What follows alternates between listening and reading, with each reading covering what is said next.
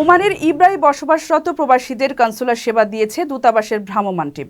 গত 4 ও 5 তারিখ ইব্রার আল মাস্তাকবাল হোটেলে কাউন্সিলর রওশন আরা পলির নেতৃত্বে কয়েকশো প্রবাসীকে পাসপোর্ট, আউটপাস, জন্ম নিবন্ধন সহ অন্যান্য কনসুলার সেবা দেওয়া হয়। দূতাবাসের দেওয়া ভ্রমণসূচি অনুযায়ী দূতাবাসের ভ্রাম্যমাণ টিম চলতি মাসে আরও 2 অঞ্চলে সেবা কার্যক্রম পরিচালনা করবে।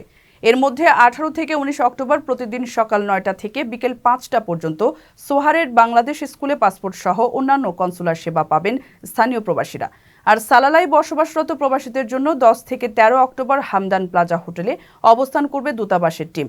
এর মধ্যে প্রথম 2 দিন সকাল 9টা থেকে বিকেল 5টা এবং তৃতীয় দিন সকাল 9টা থেকে দুপুর 12টা পর্যন্ত সেবা কার্যক্রম পরিচালিত হবে। উল্লেখ করার সময়ে সংশ্লিষ্ট এলাকার প্রবাসীদের প্রয়োজনীয় ডকুমেন্ট সঙ্গে নিয়ে সেবা গ্রহণের জন্য অনুরোধ জানিয়েছে দূতাবাস।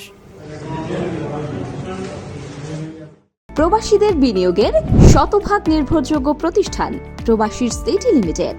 এখানে বিনিয়োগ করে হালাল মুনাফা অর্জন করুন।